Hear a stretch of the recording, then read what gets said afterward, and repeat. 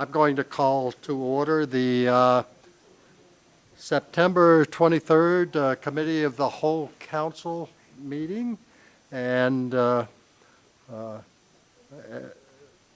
announce that this evening we have 4 agenda items. The first, a public health presentation on coverage is here, King County.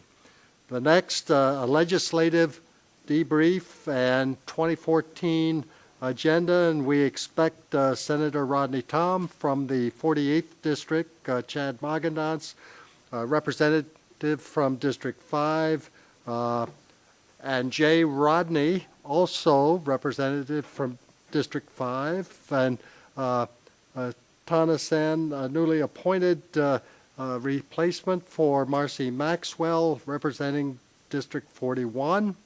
That will be followed by a Klahanie Potential Annexation Area update, and then finally a Public Safety Answering Point, PSAP Consolidation Steering Committee report.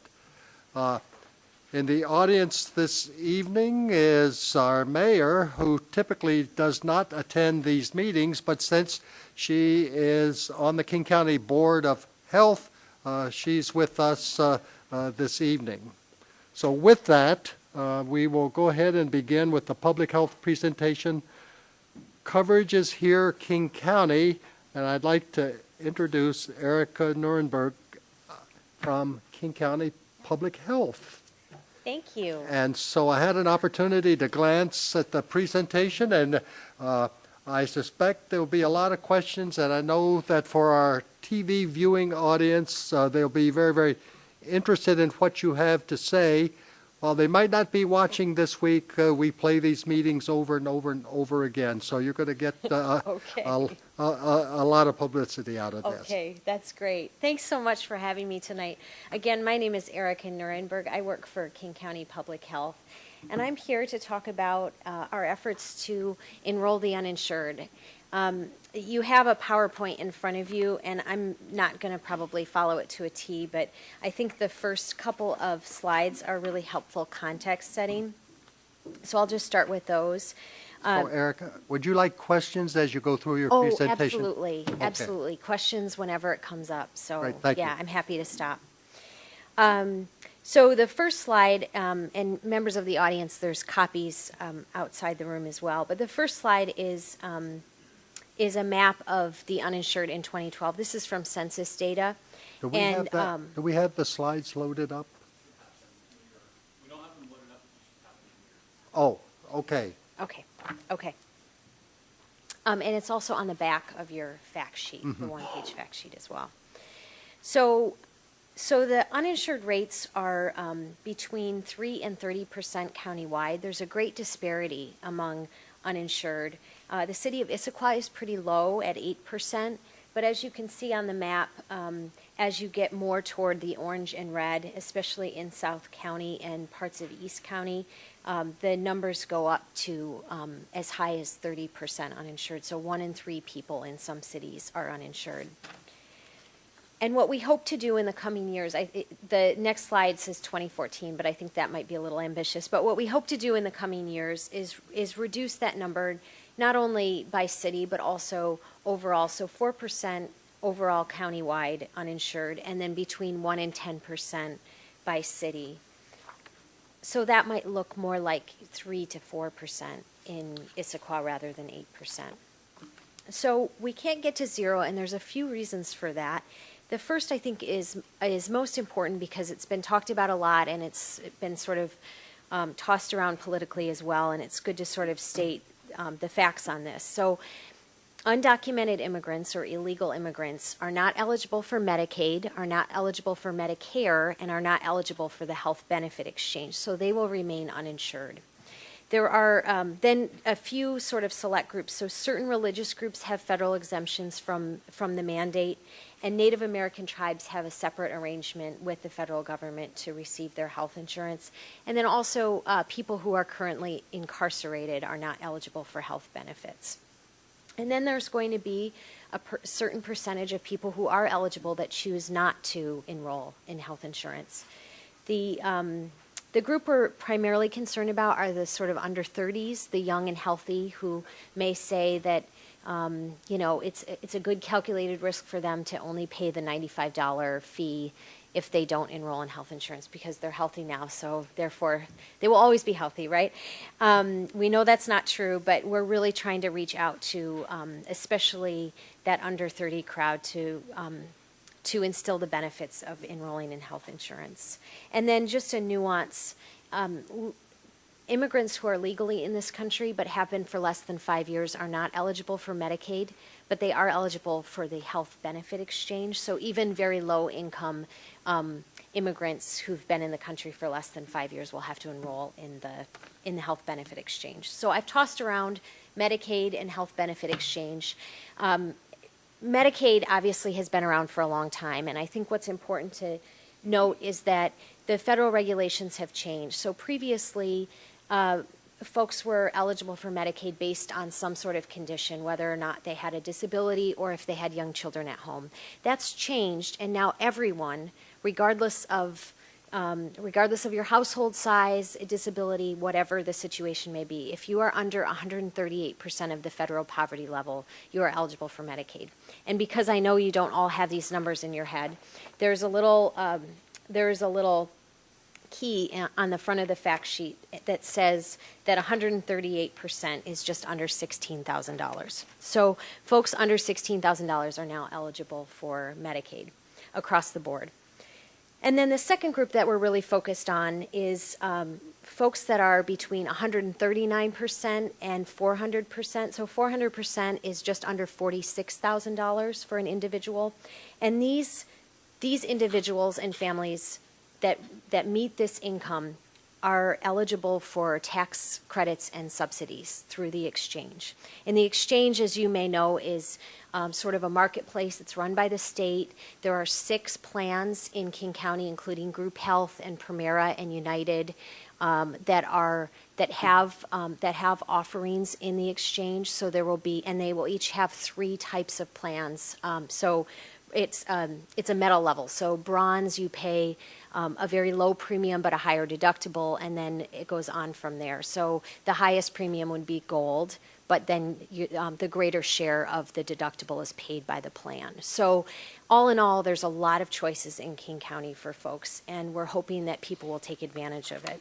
So I mentioned Issaquah is at 8%, but I think related to that, it's important to note that while 92% of your residents do have health insurance, not all of them have sort of ideal health insurance. There may be folks that have catastrophic plans or very expensive plans that they're paying out of pocket for in the individual market. I know when I was between jobs, when I was 30, I was paying $700 a month for health insurance. And now an average 40-year-old, the basic rate, even if you don't receive the subsidies, is about $300 a month in the exchange. So it's a lot more cost effective for folks to get enrolled in the exchange if they're paying too much or not getting enough coverage in their current plan. So in Issaquah, there's just under 1,000 people that will be eligible for these 2 options, but in King County, there's 180,000 people that will be eligible for these options. 80,000 people will be eligible for Medicaid that never have been before, and another 100,000 people who are uninsured will be eligible for the subsidies through the health benefit exchange. I see a question. Thank you. I have a question about that. Sure. When I see a number that large Yeah. of people who will now become eligible for coverage, the next thing that comes to mind is the fact that when you have coverage, sometimes you tend to use it. Yes. And I know that it's often very difficult in many cases to get an appointment with a primary care physician, let alone a specialist. Mm-hmm. Is there anything being done at the county level, not just to encourage the coverage side of it, but funding for public health? Yes. So that there are more doctors, nurses, professionals available for the people who will need those services? Yes. Part of this, part of the Affordable Care Act infused a lot of money into the community health center effort and into primary care. So in Washington State alone, there have been, I think it's just over $25 million in capacity funding for community health centers. So yes, community health centers are ramping up to take on this new population. Of course, there's always a concern that there's a lot of new people in the system, but I think there's been some sort of safeguards to make sure that there's at least sufficient capacity to handle the first couple of years, and then we'll sort of see how it works. But, there's a lot of questions still. Yeah. Okay. So the next slide is our logo. Coverage is here, King County, and hopefully this will become very familiar to you in the next weeks and months as we blitz the public with a campaign in partnership with the state to educate folks. There are two sort of focus areas in King County, and we've received a lot of money from the state to do this work, which is very nice. The first is the education piece. So coming out to city councils like you, I'm going to unincorporated area councils and community groups. We have over 100 partners countywide that see direct service clients, whether it's through community centers or libraries, community health centers, human services providers, et cetera, and they're all pushing out information to their clients as well. So, and then sort of the mass media marketing and education piece. And then the second focus is really targeted, and that is targeted to folks who have cultural, language, or income barriers that prevent them from actually enrolling themselves. And so we received a grant from the state, the public health department did, to push money out to nonprofits that are getting training, pretty extensive training through the state. They'll be licensed and bonded. They go through background checks. It's a pretty rigorous training, as I mentioned. And they will actually be able to sit down at a computer next to a person and walk them through the enrollment process and give them advice about which plan might be best for them. Of course, they can't have sort of a bias. They can't tell everyone they should get the group health plan, even if they should. But they'll at least be able to give them some advice about what might be the best plan for their family based on their income level and if they have a pre-existing condition, et cetera. So that is a targeted effort, and you won't see it as much as the sort of major education campaign. And then there's a note here. We are starting to work with employers, but as you may know, the federal government has given employers another year to implement the mandatory enrollment for their employees. So we're starting the groundwork for that, but that'll be sort of more in the next year or so. You'll see that. But primarily we're focused on individuals that are uninsured. So there's challenges, of course. I don't need to tell you that health reform is confusing. And when you add the layer of health insurance, it makes it that much more confusing. And so trying to cut through the clutter and help people understand what their options are, when, where, and how to enroll, and whether or not this is the right option for their family is really hard to do. And then, of course, I mentioned not everyone will be enrolled that can. And education alone is not enough. We can't rely on mass marketing campaigns to reach some of our target groups. So in order to be successful, I'll stop, yeah. Do you know the demographics on that other 5%, the 5% that are not expected even after the newly acquired access? Well, many of them will be undocumented immigrants. And then we also assume that a good number of them will be young people. But we'll know more in the coming years, definitely. Thank you. So we are really relying on our partners, and as you can see on this slide, we're working with cities and school districts, healthcare providers, colleges, tech schools, libraries, community centers, housing providers, homeless providers, and then through our 10 public health centers, we're also reaching out to our clients that way. So in Issaquah, specific to Issaquah, we have a network of in-person assisters. These are these folks I mentioned that will actually sit down at a computer and help people enroll. And they are within reach: Center for Multicultural Health, Friends of Youth, Solid Ground, and Washington Can. And their host sites will be at City of Issaquah. Thank you for agreeing to be a host site. The UW Neighborhood Clinic in Issaquah, Highland Gardens, Issaquah Library, Rose Quest, and Johnson Hill. So all of these partners will actually be housing these in-person assisters. And as you can see, there's quite a number of languages that these in-person assisters are competent in providing translation. However, if there are individuals that come to these host sites and they don't speak one of the languages that are available at the time, we have a bank of these, over 20 in-person assister agencies that can deploy folks. And there's a toll-free hotline that has 170 languages available for translation. So we hope that language won't be a barrier for folks to get enrolled. So we ask of you to be champions of this effort to your constituents. Nearly 1 in 10 of your constituents is uninsured, and probably a good number more are paying too much for health insurance. And in any way you can, promote the enrollment events that we have, which are all listed in this fact sheet. Promote the enrollment events on your newsletter, website, on your Twitter if you tweet, and through Facebook pages, other social media. And then if you're interested in attend one of the enrollment events. I think it'll be really interesting to see this in action. And I'll close with a couple of screenshots that you'll see in your packet. The first is our website. It's new, it's easy to use, and it's kingcounty.gov/coverage.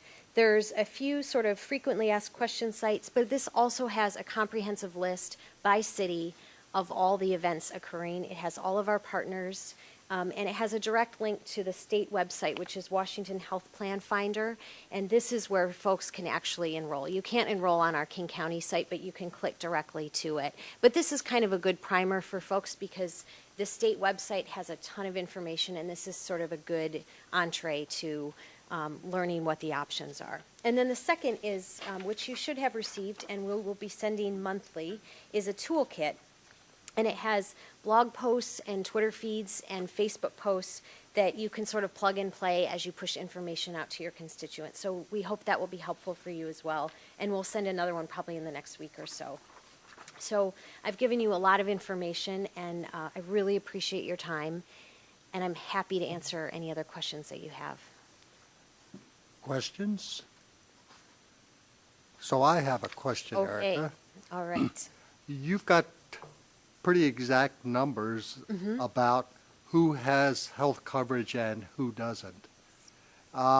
Will there be a campaign to contact those people directly and provide information to them? We don't I see some community kind of things and some advertisement, but my guess is that some of those folks might not have a computer, might not have access to social media, might not be checking out the city's website. So how do you reach those people? That's really where our partners come in. Our community health center partners, our human services partners, our community center, and our library partners that can push information out to folks that access those resources. And then also the in-person assister networks that are working with some of the most vulnerable populations as it is, and have already, in some cases, identified who is uninsured and who's not. And so who have you been coordinating with, say, within the city of Issaquah? What staff person or which department?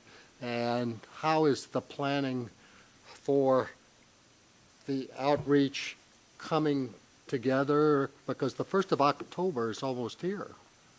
It is. So I can't speak directly to what my colleagues are doing with the city of Issaquah. It looks like you might be able to, but yeah. We're certainly preparing to gear up, and we're moving into a position where we're adding additional staff with human services so we can be more proactive in tackling these issues in the future. So Charlie, Yes, not close enough. pull it a little closer. You're getting the blinking light up there. Just to recap, the city is stepping up our human services staffing, in addition with the mayor's role, with the county and Seattle Public Health. We're in the loop on these things, and we're doing our best to work proactively to be supportive of what's going on. Great. Yeah.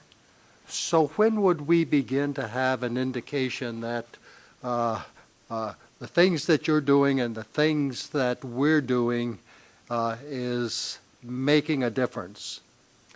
We will have detailed data in December of this year.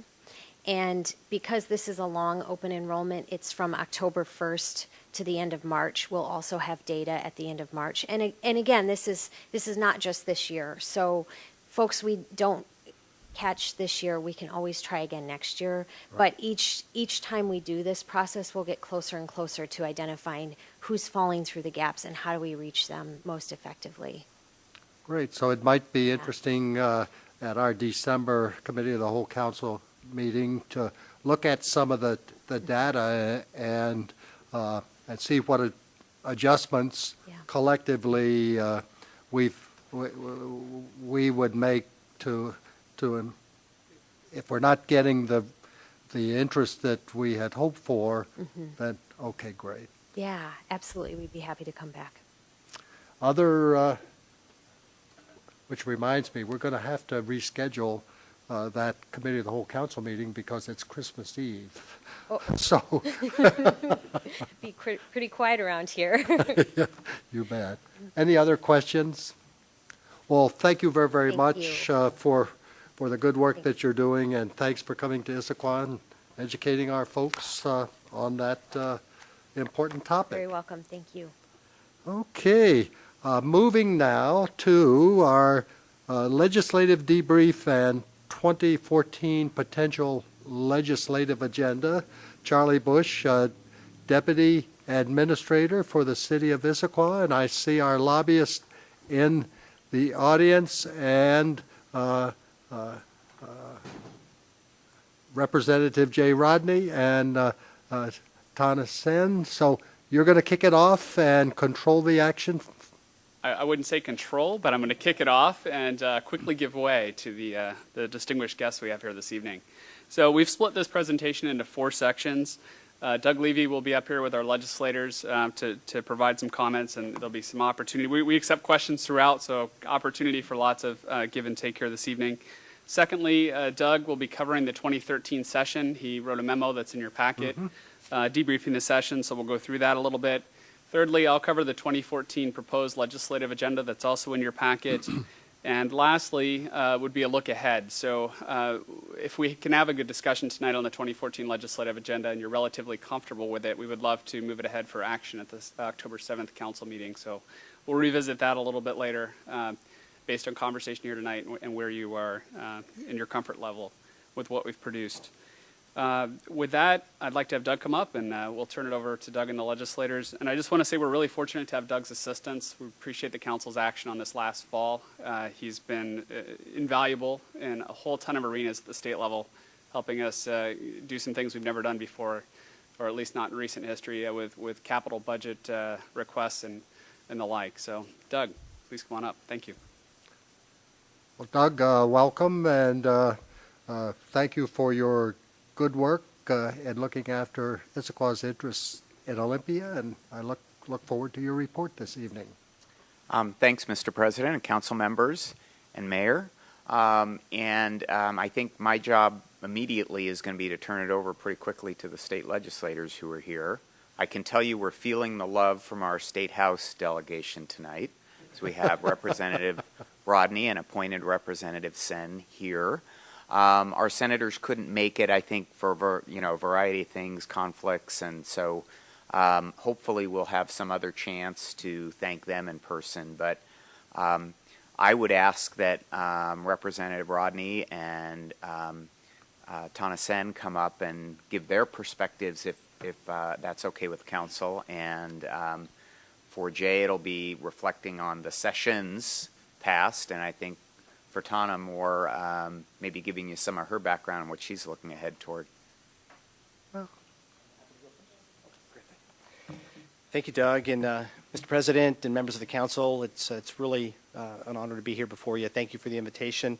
I will say that my seatmate, Chad Magendas, Representative Magendas, can't be here tonight. He's at a work conference someplace like Tahiti or something. I'm not sure. No, I'm just kidding. I think it's Eastern Washington, but he sends his regards, and anything I say about K-12 education is attributed to him, because he's the expert. Just kidding.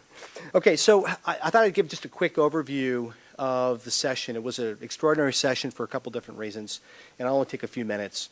But first of all, I wanted to say that your consultant, Doug Levy, is really a top-notch individual. He's got a lot of high regard in Olympia. I've worked with Doug now for almost 10 years, and he's a man of integrity, and he really knows his profession. So it's always a pleasure to work with Doug, and you are well represented down in Olympia with having Doug down there on your behalf. The budget was well, first of all, we went through 2 special sessions, and that was, I think, pretty extraordinary given the fact that we almost came to the end of the second special session, and that would have had the possibility of a state governmental shutdown. The House and the Senate were able to reach compromise in the last few days of that second special session to avoid that, and I think it really was a budget approach that I had not really seen for almost 10 years down the legislature. Both sides of the legislature, Senate and House, were actively negotiating, but both sides of the aisle were actively negotiating as well. It really was a bipartisan approach to get at a compromise. The final budget numbers, $33.5 billion biennial budget. Our tax collections grew at 7% compared to the last biennial period, and that added nearly $2 billion in additional revenue to the 2013-2015 biennial budget. And with that, we were able to make some extraordinary investments in K-12 education, consistent with the McCleary decision. We added almost $1 billion in additional funding to our K-12 system. We were able to freeze higher education tuition at current levels going forward for the next biennium, and we maintained a healthy rainy day fund to the tune of about $630 million, all without a tax increase. I think that's very significant. Additionally, as Erica mentioned, with health care reform, we were able to expand Medicaid to add 300,000 additional enrollees. And that's going to significantly alter and improve our access to the health care system here in Washington State. So I think that those are the key features of the budget that I really want to present to you tonight as significant accomplishment that the 2013 legislature was able to maintain. With K-12, just shifting to K-12 real briefly, the goals that I think we all had at the beginning of the session, obviously, we've got the McCleary decision out there that in which I agreed with, that indicated that we are underfunding K-12 education. So, we wanted to comply with McCleary in a very responsible manner. We wanted to maintain high standards. We wanted to foster innovation, but we also wanted accountability for those results and for that investment. I mean, we should and ought to expect a return on investment when it comes to our education funding. And I think this budget is a reflection of those values. We increased K-12 spending overall almost $1.5 billion. The K-12 budget is roughly $15.1 billion in this 2013-2015 biennial budget, and that's up from 13.6 in the last biennium, 13.6 billion. So that represents an additional investment of 11.4% of the state's general fund, additional investment in K-12 education, and I think that is a significant reflection of where our values as a state lie. Our paramount duty is the education of our children, and this budget reflects that. The budget also includes $31.1 million in policy enhancements to improve student outcomes, and as I mentioned, the $1 billion in additional funding for McCleary. There's a lot of components of that K-12 budget that I'd be either happy to go over it, or I could send you information on that. But, you know, we made additional investments in things such as, you know, increasing instructional hours in grades 7 through 12, providing for all-day kindergarten, beginning with at-risk student populations. You know, we provided additional funding for the teacher principal evaluation program, additional funding for struggling schools. So across the board, we not only enhanced existing programs, we added additional funding for some of these programs that I just mentioned, all in furtherance of that McCleary decision and making sure that our paramount duty was maintained. We also reinstated teacher raises of 1.9% and 3% that had been asked, that the teachers had been asked to forego in previous biennial budgets. So we tried to make the teachers a little whole as well. And again, this is all from the standpoint of a no tax increase budget. You know, the one aspect that didn't pass, again, was the proposal to raise over $1 billion in taxes. And so that was the initial proposal from the governor's office back in December. That was not really seriously looked into by either chamber, and I think that we were able to achieve those results that we did through a combination of you know, sustainable budgeting and reflecting on priorities and really focusing our investments on our priorities as a state. Eileen?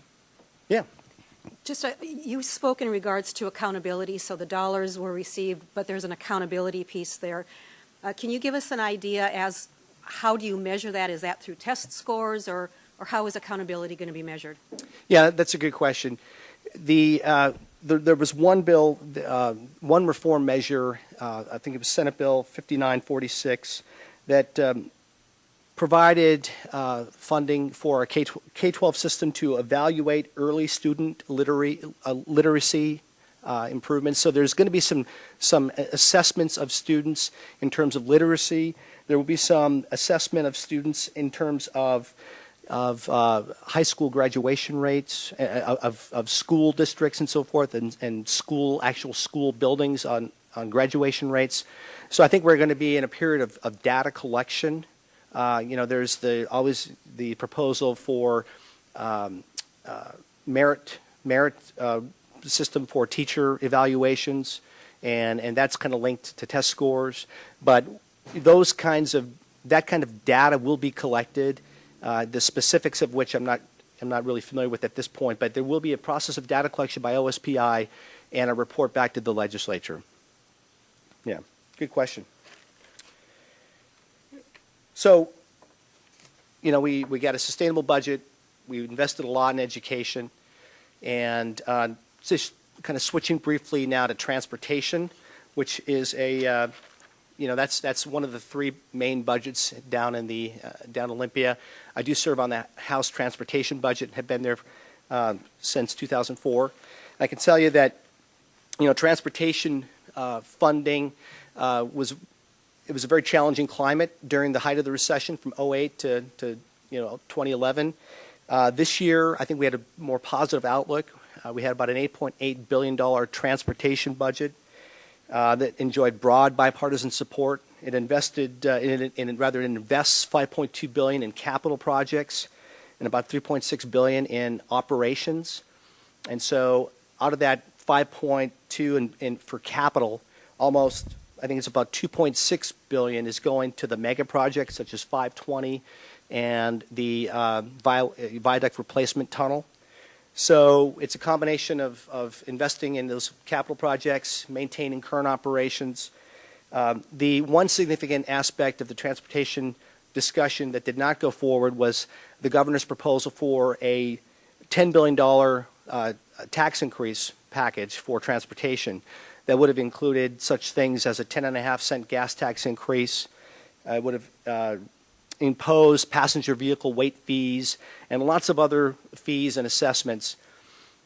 That did not go forward, and I have heard some discussion potentially about a special session in December focused on a transportation tax increase package.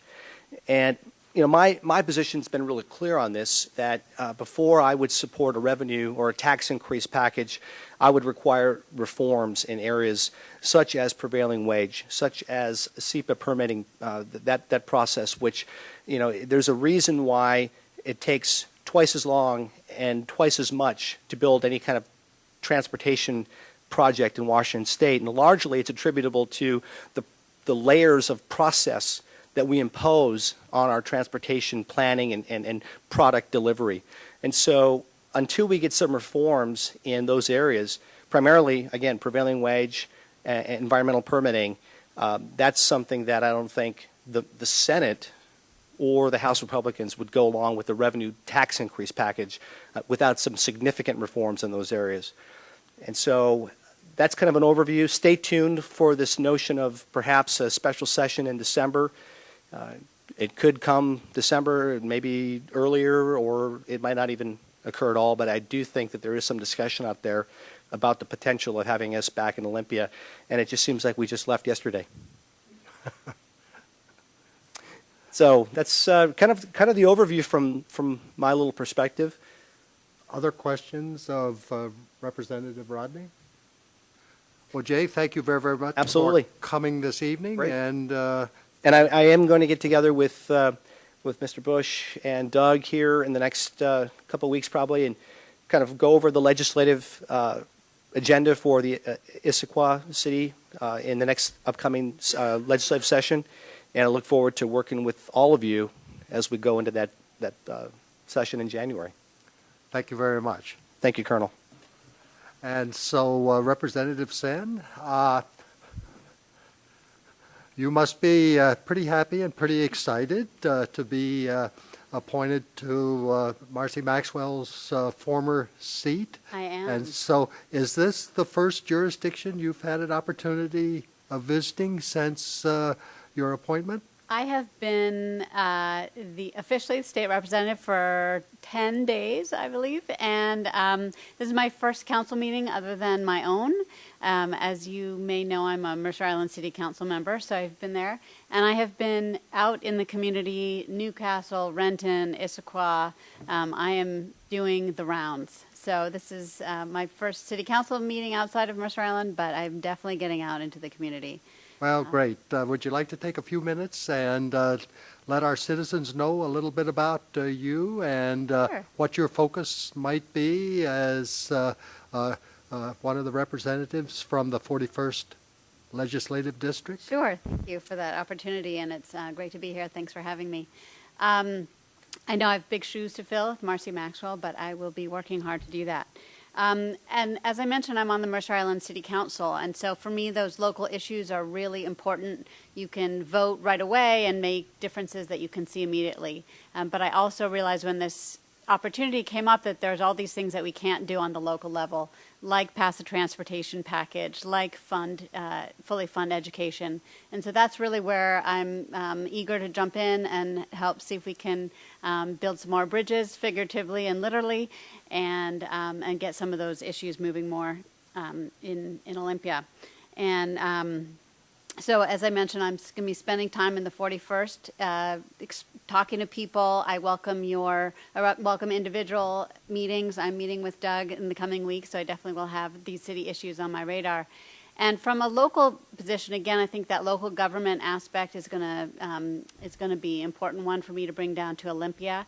And as well, I'm on the Sound Cities Association, the PIC, the Policy Issues Committee with TOLA. And so a lot of these issues that you guys are even talking about tonight or that are important to our local government, I'm familiar with and, of course, been working on as well as with transportation and involved in education on our as a legislative representative for my school. So I'm hitting the ground running on these policy issues. There's definitely things to get up to speed on and meet my fellow representatives and build these relationships, but I'm definitely looking forward to doing that. So again, thank you for having me. I'm reaching out, encourage people to give me a call.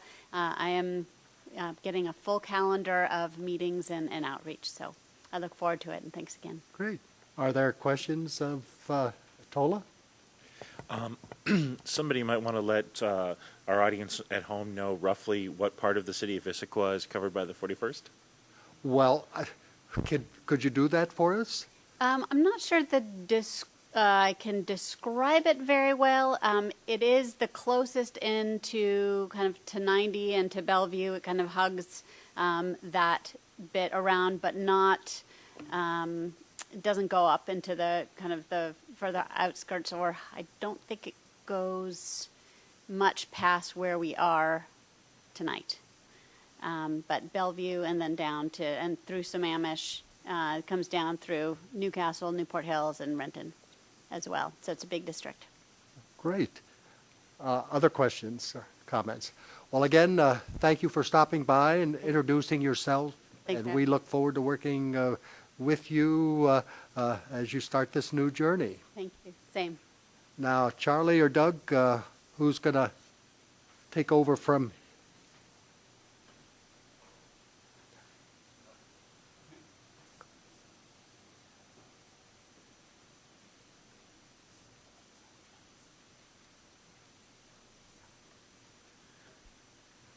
So just to recap the memo that's in your packet, we won't go into it word for word, but there's one part of me that thinks the 2013 legislative sessions were a long time ago, and then I stop and realize that it's been less than 3 months since the legislature was in session. As Representative Rodney shared with you, the legislature's official, what they call sine die, had been late April, but they went all the way to the end of June, and had they not completed a budget by July 1st, we could have had the potential of state government having to shut down, which has never happened before in our state. And so it was nice to know that it didn't happen. But some of the things beyond what Representative Rodney shared with you, as he said, there's still an ongoing unresolved question over transportation and whether the legislature will do a new investment package.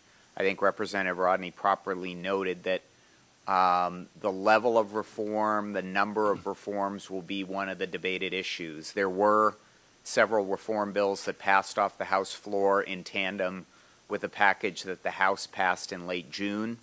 The Senate did not act on that. As you all know, the Senate has, in the form of the Majority Coalition Caucus, has now put 10 reform ideas on paper that they want to have evaluated.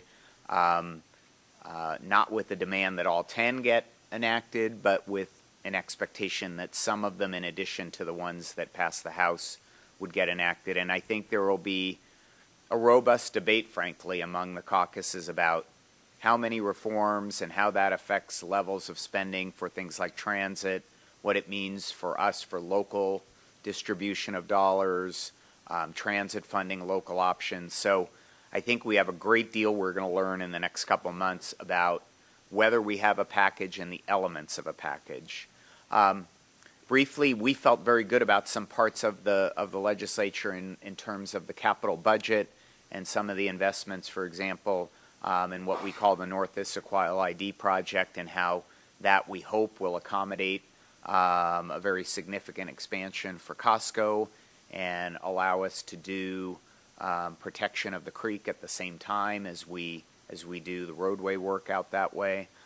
We felt very good about the Lake Sammamish State Park investments that were in the capital budget.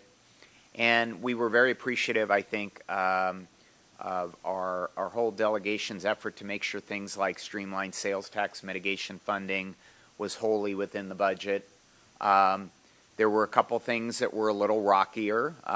We would have liked to see all of the liquor revenue that goes to local governments come back, and there was about a 50% reduction in the liquor excise tax distributions. There was a hit in the form of transfers of the Public Works Assistance account.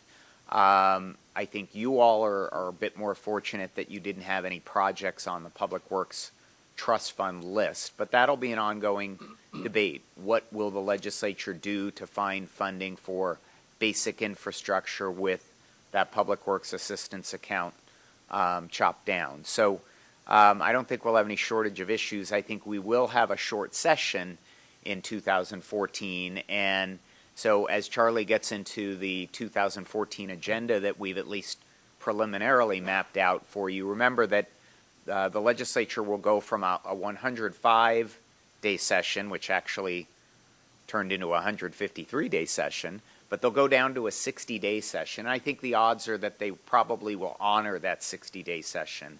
Very tough, very contentious, long set of sessions in 2013. A lot of members having to run for election in 2014, including all of the House members. And I think a desire by the legislature to let some of the budget issues simmer in 2014. So I think all of those things will contribute to a shorter session, maybe something that looks more at a maintenance of budget issues and an evaluation of some policy issues. But I think as we look to 2014, obviously we'll be trying and giving you something that's short and focused. Question? If I may, where do we stand on our efforts with regards to other non-LID transportation projects, specifically Exit 17 being a key interchange that needs an overhaul, the idea of an overcrossing near 12th Avenue with direct access HOV. Are those things contingent on a transportation package? Are those things that we just have to keep drilling away long term? I mean, our constituents, when they're stuck in traffic, they don't care if there's an R, a D, an I, or some other letter next to their name. What they care about is mobility. And where do we stand at this point? Do we feel like we've made progress in the last year on our local non-LID projects? So great question, and one we'll be flagging for the 14 agenda. But basically the answer is that the budget that Representative Rodney described to you is what I would call a sort of keep the engines running type of budget. In other words, it enables the state to continue to maintain roads to a certain level. It doesn't get at some of the maintenance backlog. It allows some of the capital projects that are in the current pipeline to move forward toward construction if they're not being built already. But it does not allow additional projects to be constructed. So to your point, Interstate 90 and our desire to see more done at Front Street, to look at things coming out of the I-90 corridor plan for a crossing in that 11th, 12th area, not in the basic transportation budget and requiring a new package in order to happen. And we feel we did make some progress, I think, with our legislators. We laid out a combination of about $40 million worth of investment in not only evaluating the interchange needs, but also looking at something on SR 900 immediately adjacent to 90, and looking at some way to use the shoulders on I-90 in that Eastgate area, for example, both directions, where I got a fresh new education on what that can look like at 6 o'clock at night. A lot of taillights, very bright. So in answer to your question, I think we have more work to do. We felt like we did make some progress with our legislators, but for our viewers, it is going to require a new transportation package and a new set of investments to take on those kinds of jobs. Okay, so thank you for that wrap up, Doug. And I guess, Charlie, you are ready to begin a discussion on potential legislative agenda for 2014. Yes. And so this will be the first time that we have actually begun to discuss our legislative agenda in September. We typically wait until January. We got a jump start on it last year, and so I'm actually pretty excited that we're talking about 2014 now, and we'll have time. And refresh my memory just a little bit. This comes to us formally in an agenda bill. Is that referred to a committee typically, to our Services and Safety Committee, and back to the full council for action? Or Trying to recall how it was done last year. Mark Hinthorn was filling my shoes last year in this role. That's the typical process. And well, so- Eileen, who chairs that committee, shaking her head. She thinks that, but so I'm glad we're talking about it now so we can get it through our normal process if that's the direction we go. Sounds good. However you'd like to go, we'll get to that, I suppose, at the end. But we'd really like to get feedback on what we've drafted this evening, so we can continue to craft it and make sure we hit the mark with the council. I'd like to take you through just a little bit of the structure of this. It should look really familiar. We took last year's legislative agenda. We kept pretty much the same formatting, and we transitioned it into the 2014 agenda. Then we went through and we took out things that that we were successful on. So a lot of the stuff that Doug just covered. That was in there that came out. We did a pretty extensive internal outreach with our executive team. Doug and I, in fact, talked with most of our department directors about legislative issues that they saw on the horizon, things that they were hoping to see a change in Olympia on. We took a look at the AWC legislative agenda that's still in formation, but we looked at the items that are pretty solidly towards the top of that, and considered the ones that we thought would be germane to our interests here in Issaquah, and added some of those. We added in legislative updates from the 2013 session, so just taking a fresh look at all these items and saying, all right, does the message still make sense, or do we need to update it, refine it, revise it, etc.? So we did that. You'll see that the agenda is split into two sections. The first one is top priority items. We have not proposed to change the subjects of those top priority items. They're still economic development, jobs, transportation, quality of life, and fiscal issues. And then the second section is on support or oppose. Those are broken up into various categories, some the same: capital infrastructure, transportation, economic development, fiscal issues, general government issues, planning and development issues, water and utility issues, sustainability, personnel, public safety, and criminal justice.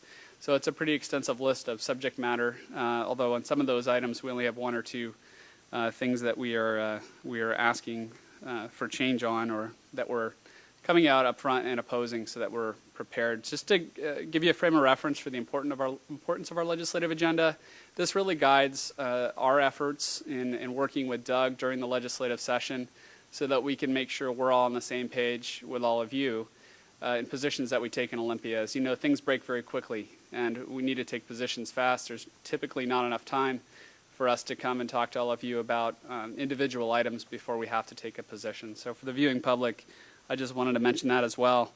And with that, we're happy to take any questions. If you want to walk through this in detail, I'm happy to do that as well. Really your decision. Tola? I have a question regarding something that actually come up at the PIC at Sound Cities, which was the ongoing effort, and I believe King County is one of the leaders in this, to further sharpen laws on human trafficking.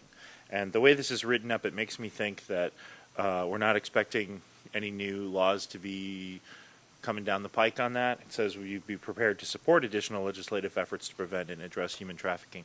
Do we expect more? Because I know that King County is looking to sharpen the tools they have at their disposal to try to end this.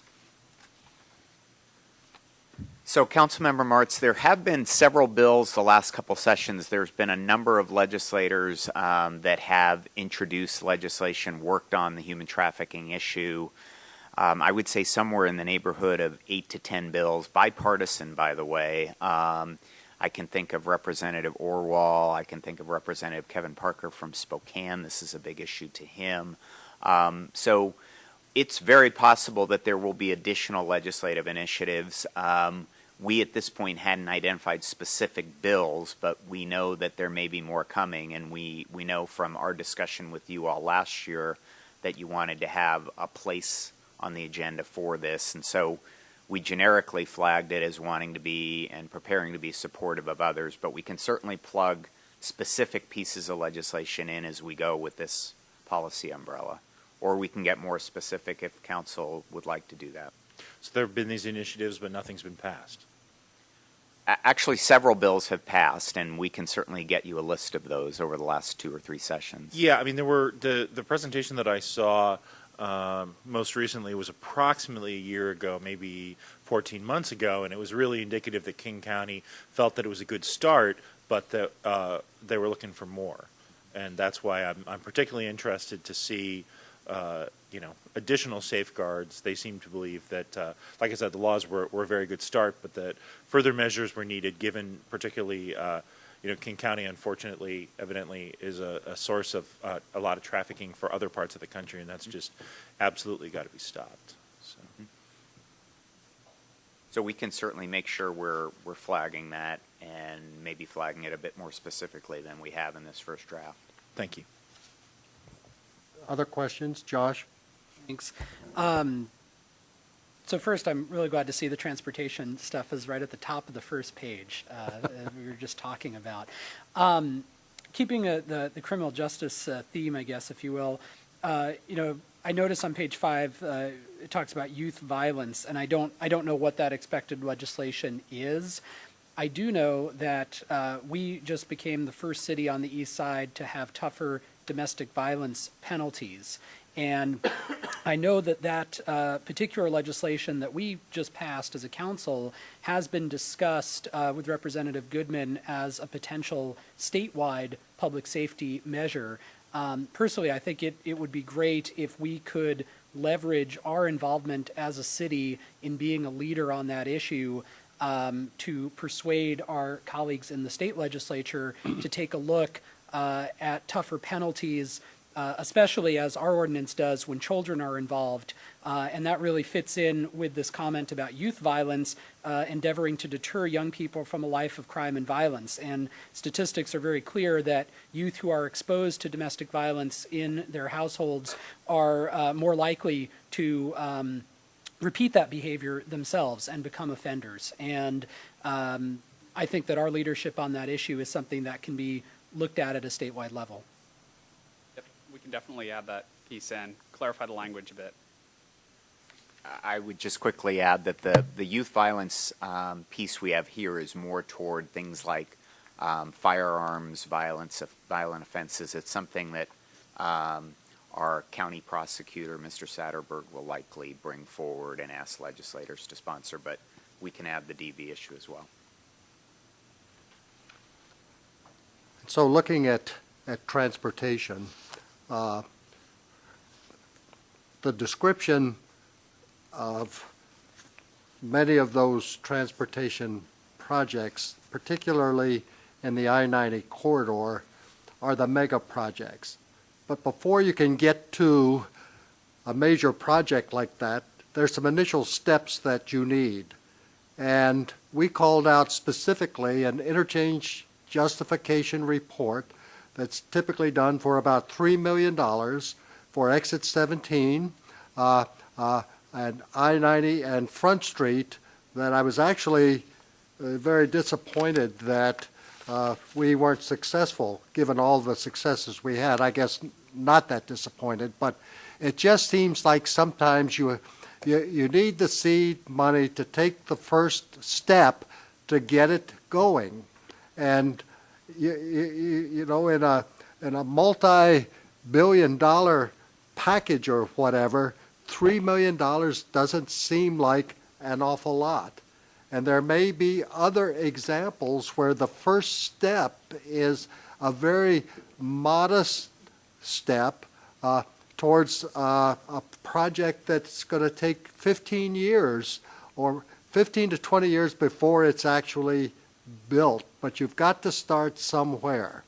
So that's a specific project that I believe ought to be called out. There are a number of there's a lot of interest in a number of these, and typically if the suburban Sound Cities Association takes a position, or AWC takes a position, typically we support that unless we have good and valid reasons why we would not do that. So it might be helpful to call out where we know that there is a position, flag those in some way so that we can just ratify those and say, you know, we're comfortable with Sound Cities Association, Association of Washington Cities, you know, or other organizations we're a part of. So Mr. President, on the transportation item, we reference those things that would be part of the IJR here in the top paragraph, but we don't necessarily call it an IJR. So we can be a little more specific in talking about these as projects where we would be looking for startup funding to basically evaluate what an interchange improvement would look like, how it would be defined, designed, costed out, et cetera. So certainly we can do that and pinpoint that a bit more for the council. Great, thank you. And as a follow-up, that's been our strategy. It's really a two-pronged strategy. Certainly the first one is phasing it, and during the last recession, we all got really familiar with the phrase shovel ready, and you don't get to shovel ready without making incremental progress. So the phasing piece of this has definitely been a focus for us, while at the same time, if there is going to be a large, significant transportation package, we definitely want to get our entire foot in the door, so to speak, our entire project list out there as well. Good point. Other questions? Eileen? Just a couple of items that sort of popped out, that they're smaller little items on here, but I think they have a great meaning to me and to our city. And a couple of them are under public safety and criminal justice. The liquor theft at retail stores is a huge issue right now with a lot of our merchants. Also, the emergency 911 response, so the PSAP piece is a strong issue for me. And also maintaining our courts. Our municipal courts, I think, is very important to the city of Issaquah. So 3 smaller little pieces, not quite transportation, but I think they're important to our city. So those will be a very, very interesting to follow. Thank you. And if I could, Councilmember Barber, we've listed all of those. I think for reference and for those watching, what we've tried to do is make a distinction with the types of things where we will be among sort of a league of nations, if you will, supporting or opposing something, and the priority items where we will be doing our own very specific tailored advocacy. So I wouldn't want anybody viewing at home to think that the items you listed are ones we don't think are important. We list them in the support oppose because we would join others, I think, in working to preserve our municipal court authority and to make sure on E911 that we have our ability to do our individual PSAPs. And the chief has made us very aware of the theft issue, and that's something that, for example, the statewide group of sheriffs and police chiefs are putting a high priority around how we get better reporting and better data around thefts of liquor in the newly privatized system. Thank you. Other questions or comments? Josh? Just one other thing related to transportation. In looking at the item list of, sorry, I got to go back to it here, local financing options and funding, I think one word that I don't see, and maybe it's in here and I just missed it, is flexibility. That municipalities should have more flexibility in terms of how they can handle transportation financing, and that fits under options. The one thing that comes to mind, and I've mentioned this to several folks before, are transportation benefit districts. And I never remember which one it is, to be honest, but I know with one, you can only do, it's either the sales tax or the license fee if the district is the entire city, and the other one you can do regardless of the boundaries of the district. And that always seems odd to me. I've always felt it should be the same. And you can actually just make whatever boundaries you want, so that if we wanted to use a TBD instead of an LID as a funding mechanism, we wouldn't have to set the boundaries as the entire boundaries of the municipality, but we could actually tailor those to where that TBD would be most useful in terms of getting revenue. And I'm pretty sure it's the license tab one that you have to do on a citywide basis, which is unfortunate because that's the one that I think might be more palatable than a sales tax increase, but you can't target it. So that flexibility, I think, is important for municipalities in that consideration. Yeah, that flexibility piece has been a big issue for the Association of Washington Cities as well the last several years, just looking for flexibility in all kinds of different ways, whether it's just general revenues to city governments or, in this case, transportation. So we'll make that point. We'll add that in. Stacy?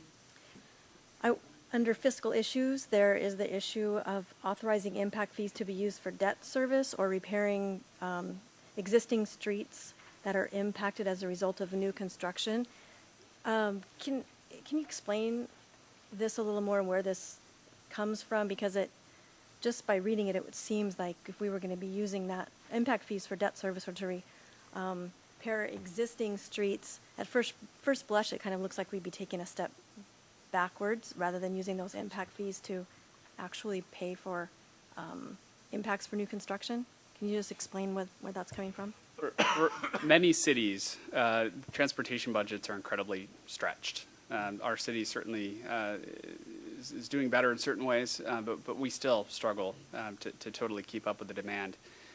So part of the idea here, and I believe this came from the Association of Washington Cities as well, is for some additional flexibility. So a city could choose to do that if they wanted to, but wouldn't necessarily be required to do that. So if we found ourselves in a situation where that was advantageous for whatever reason and we chose to make that policy choice, we're asking the state for that flexibility.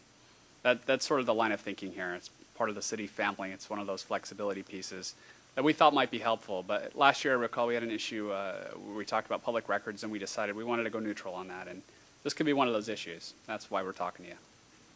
It would be helpful to have some more information about it at some point. Good. Thanks.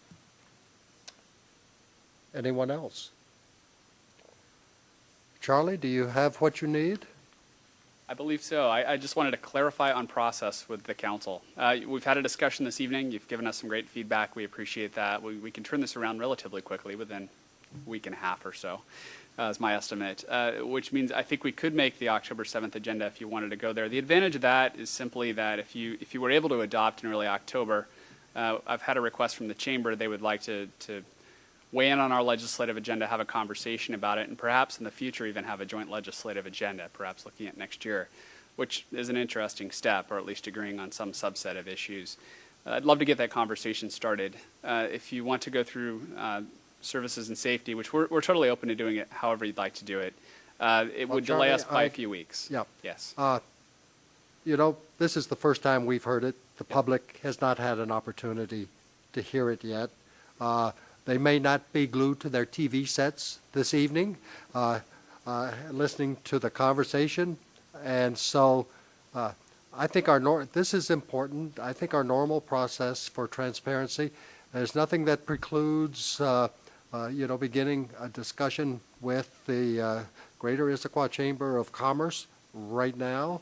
And I'm sure that they will want to weigh in, and there may be some things that are missing that we would not want to overlook. So I would, I can understand, trying to move it forward quickly, but I think my take is I would rather do this a bit more deliberately and involve everyone who has an interest in what we're doing. But I'm just one of 6 tonight. Josh? Thanks.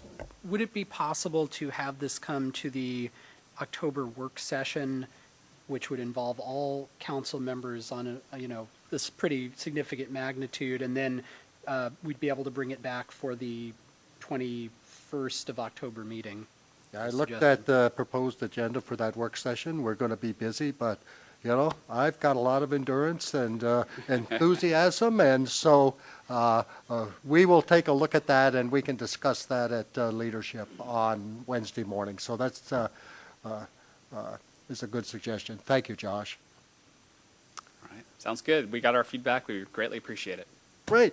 Thank you. Thank you, and Doug, again, thank you for your good work in representing us in Olympia. Thanks for your report, and thanks for your assistance in helping pull together our proposed legislative agenda for next year. Thanks to you all, and thanks to our 2 legislators for joining us this evening. Great. Thank you. Okay, next up is an update on the Klahanie Potential Annexation Area.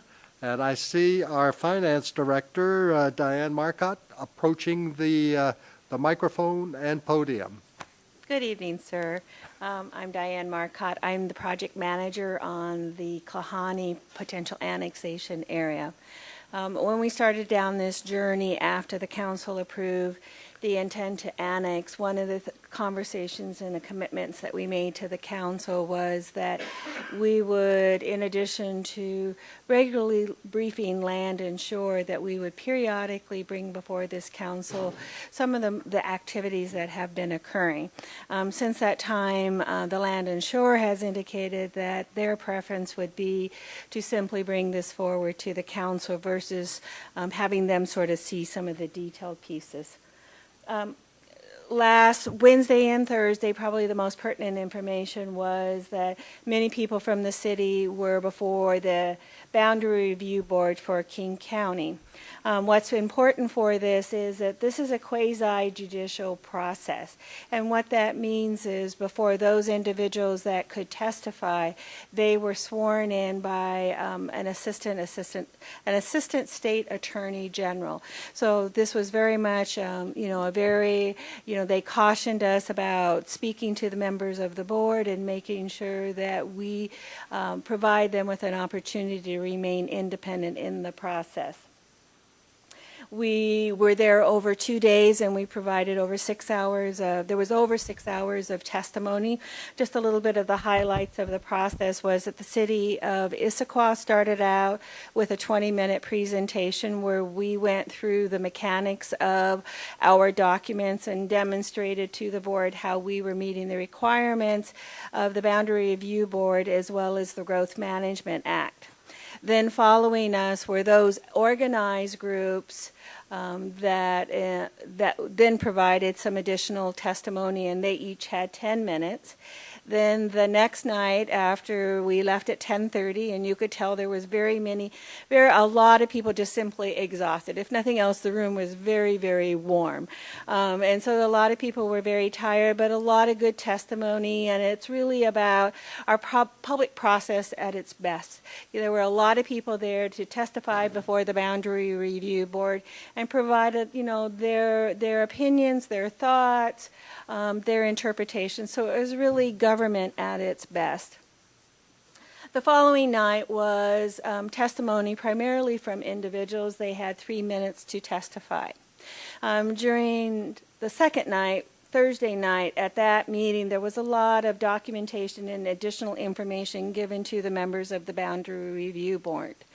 Typically what happens at the end of the presentations or the testimony, what happens is that the board begins their deliberation. They begin talking about the information that had been presented as well, both verbally and in writing.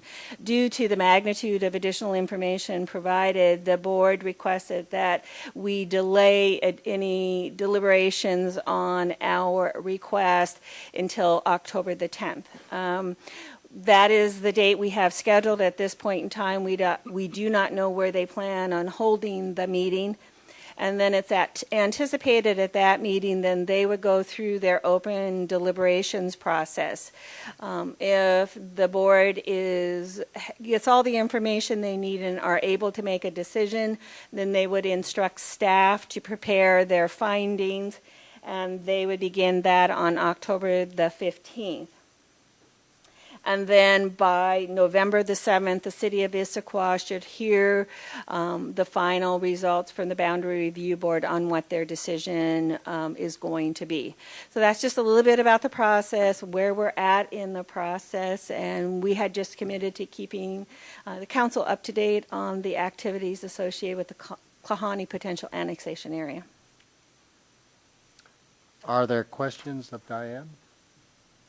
I would just, I attended both nights. A lot of people talked. You would have been, I believe, proud of our mayor and staff for the professionalism that they showed in presenting the city's case for moving forward. Also, Council Member Eileen Barber spoke the second night, and a lot of people talked, and there's a fair amount of emotion around this. I see our police chief in the audience. Chief Ayers was also there both nights to the bitter end also, or at least I didn't, if he snuck out, I didn't see him. Eileen, any comments or observations you would like to share? It was a very interesting evening, and I only did attend the last night, but it was wonderful to see the process, that everybody was allowed their certain amount of time. Some of them were very passionate. They had very good reasoning for their beliefs and their desires, and it was just, a process that I felt went very well. And it's always nice to be able to have anybody who wishes to speak forward on a particular issue in our communities, and it's just the process. It was very good, very interesting. Thank you. Any additional questions or comments from the council? Well, seeing none, then thank you, Diane, for that update.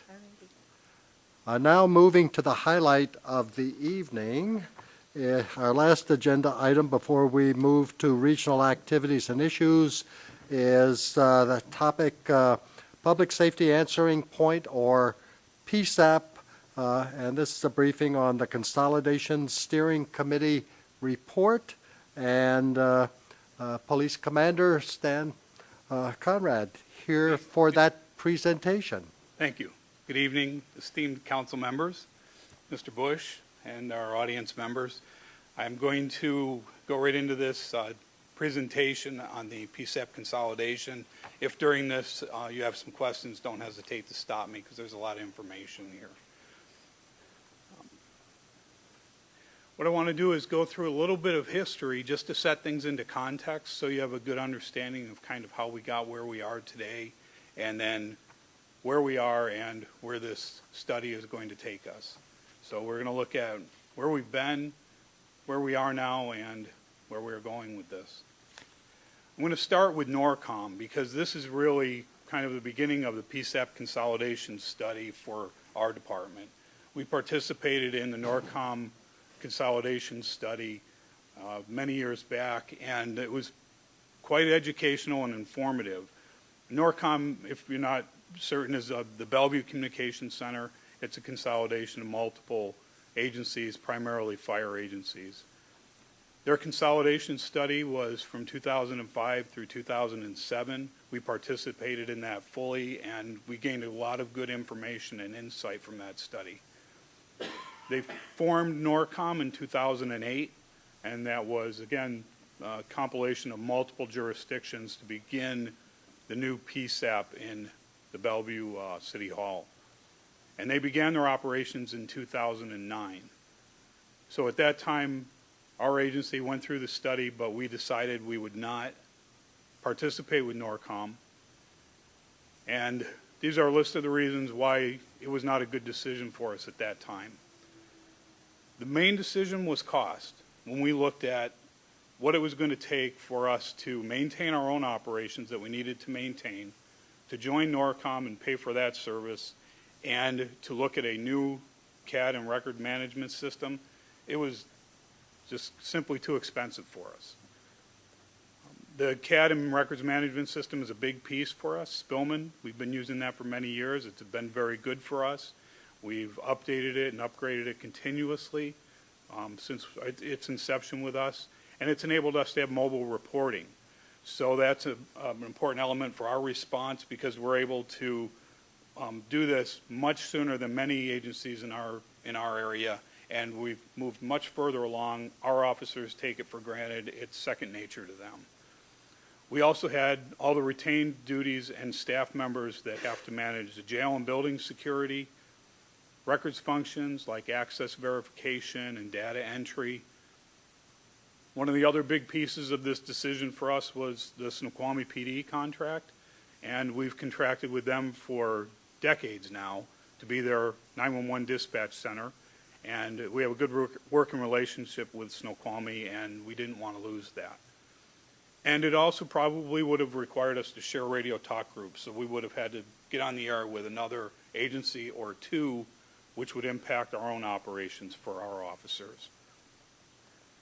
Now, since NORCOM's startup, I'm sure some of you are aware they have had startup issues that have delayed their progress and how they've moved forward. They're heavy on the fire service, so it's primarily fire departments, but there are several police departments with them. That's been a real driver on their CAD decision-making for their operation. The CAD vendor is different than ours, so we're continuing to move forward with Spillman, where they are using New World at this time. And it would have been literally a step backwards technology-wise for us, because we were so far advanced in all of our operations with Spillman and with mobile reporting that it just, we didn't want to have to go backwards. So our current communication system, we've been on Spillman since 1997, and we continue to move forward with Spillman with upgrades and adding modules that make us more efficient. Our building was finished in the year 2000. It's built to higher earthquake standards than even a normal office building. It was built to standards of similar to a hospital, because we house the jail. So seismically pretty solid. We've been mobile reporting since 2002, and some agencies are still struggling with getting everyone to do that. We have our jail and building security, which is an important issue for us and part of our operations. Our dispatch center supports our emergency operations center and public works operations on a regular basis. They have multiple records functions that they perform for us. They monitor the intelligent transportation system and our transit center, continuous monitoring of those systems. And since 2009, we've seen a 22% increase in our 911 calls. It's a pretty steady increase we've seen over the years, where this past year we were at 11,220 911 calls. Since NORCOM, and we've continued on our own path, we've had many improvements to our communications center. We've added the Viper telephone technology, which is the IP-based phone technology for next generation 911. We've upgraded our recording equipment, are preparing to upgrade that for next generation 911. We've improved our fire suppression system within the communication center to preserve our equipment and operation. Our generator has been, we've added generator backup, so aside from the fact that we have a generator existing, we've also added the ability to bring in a portable one, plug in the building, and keep police department and city hall up and running if that ever needed to occur.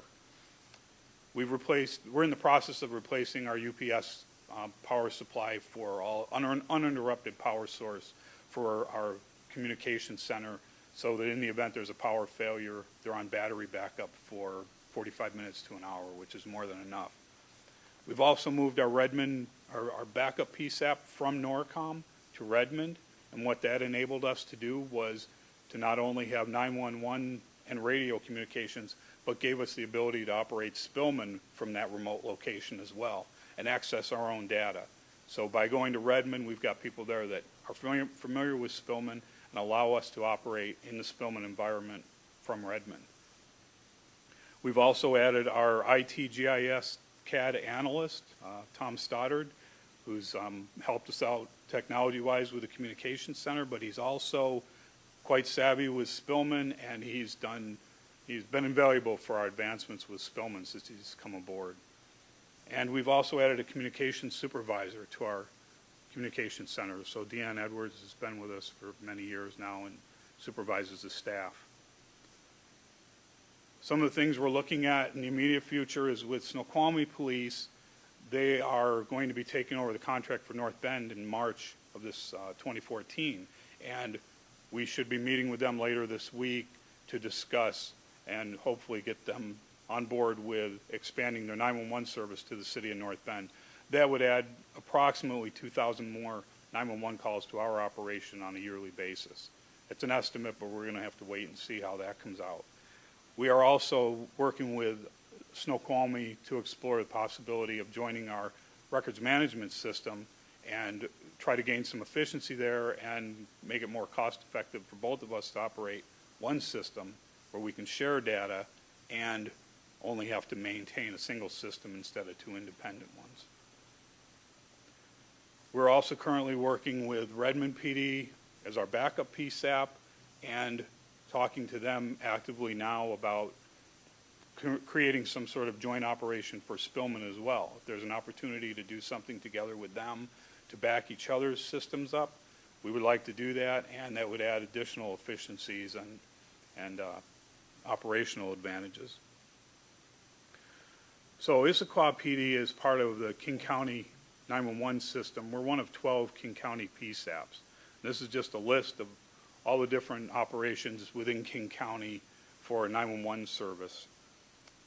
We signed an agreement with King County in February of 2010, which was a new PSAP agreement that outlines the requirements for operating the PSAP, how funding is distributed and managed, and all the PSAPs signed that at that time. The terms of the agreement will run for 5 years, so until February of 2015, and then we'll have to rewrite and go through a new agreement.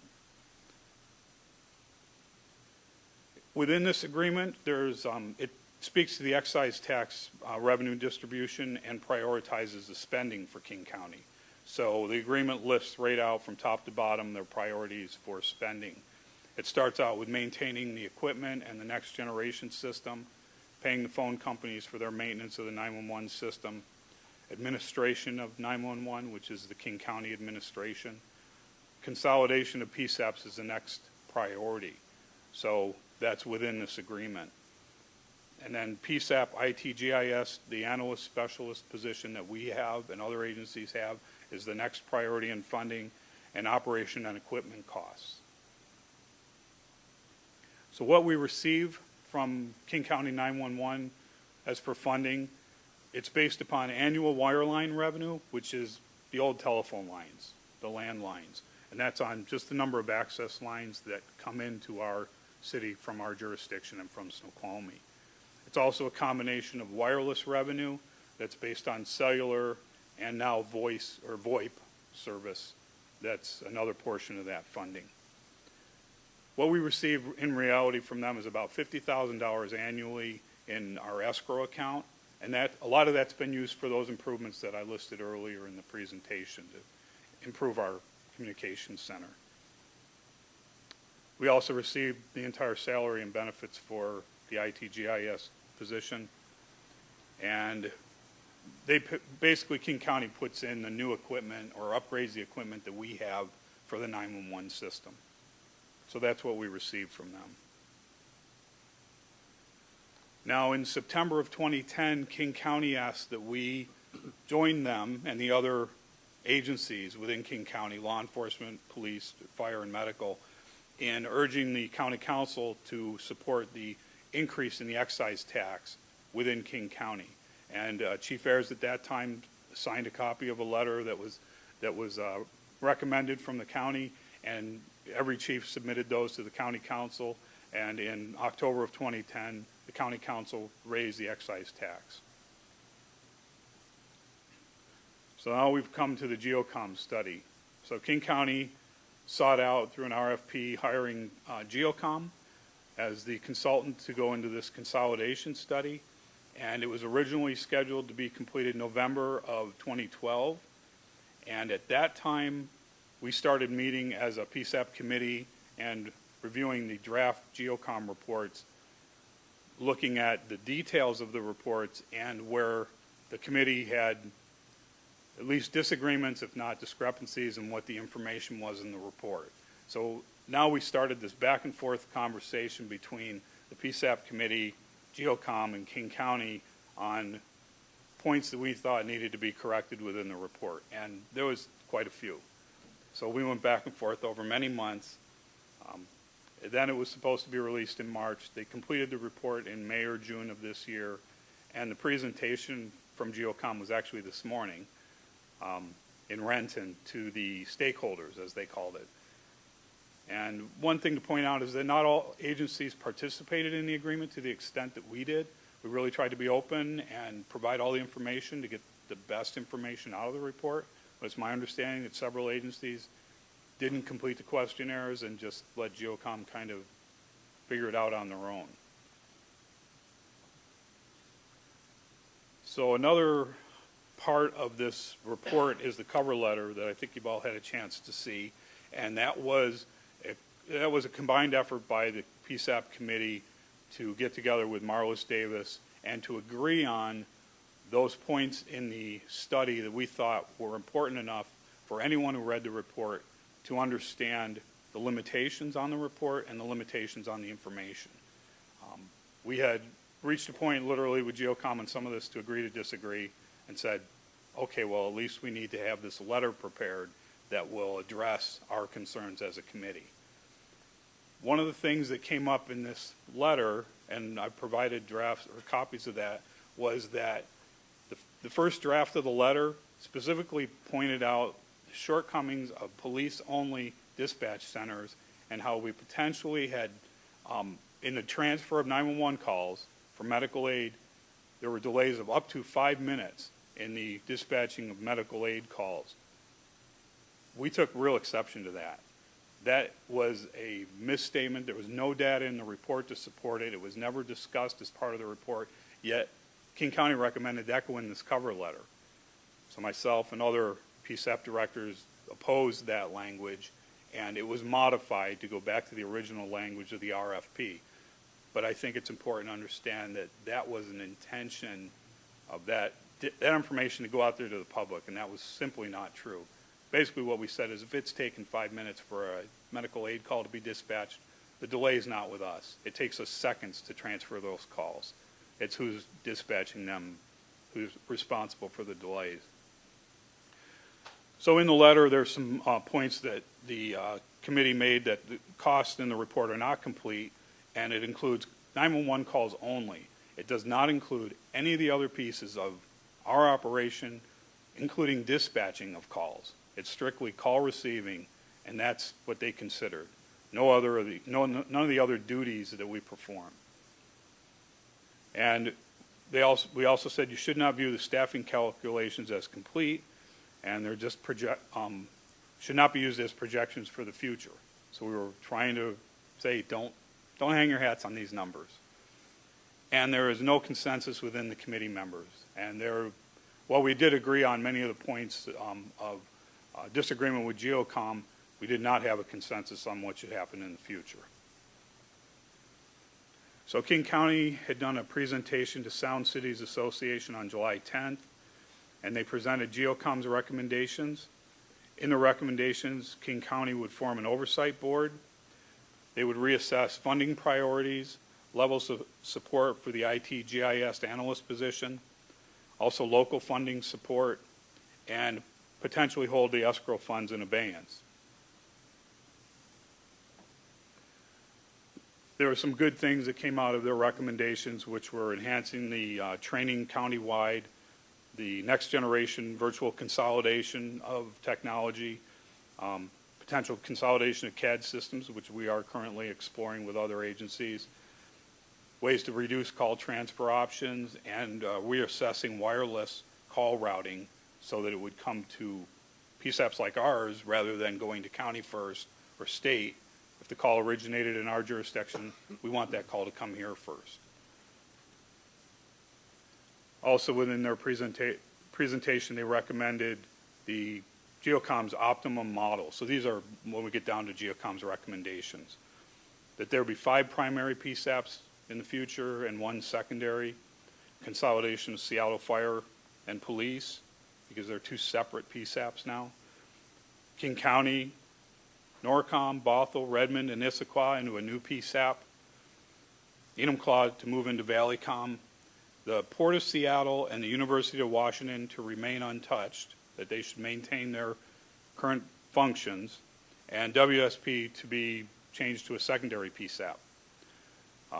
As a committee, some of us had real questions on why, especially UW was so unique that they would need to maintain their PSAP, but many universities do not. So within the committee, there was, in regards to GeoCom's recommendations, there was significant disagreement about their staffing calculations. Net available work hours is NAWH. They had originally came out with 1,720, which we all said was way too high. That's your balance of work hours left after you take out all the vacation, sick time, all the other things that people training, and then you're left with net available work hours. Their final report changed that figure to 1,039, and we all felt that that was way low. So we've talked about different standards, and NORCOM had done a recent study where they came up with 1448, which is 70%. GeoCom was also very clear that they would not explain to us how they came up with their staffing calculations, that it was proprietary, and they left it at that. They did not calculate in turnover rate. National average is 17%. I've heard in the region it's about 20%, at least with some of the PSAPs. Fortunately for us, our PSAP is less than 10%, so we're in good shape there. There were many disagreements over the dollar figures presented in the study and potential savings. There was no inclusion of call receiving or call receiving only and no dispatching as part of their study. They didn't consider any of the other duties that we perform, anything from jail building security, monitoring of the cameras, access, data entry, records keeping, all that was ignored, and the cost to those. Did not include 911 emergency, non-911 emergency calls, didn't include our business calls, and the radio piece was completely ignored.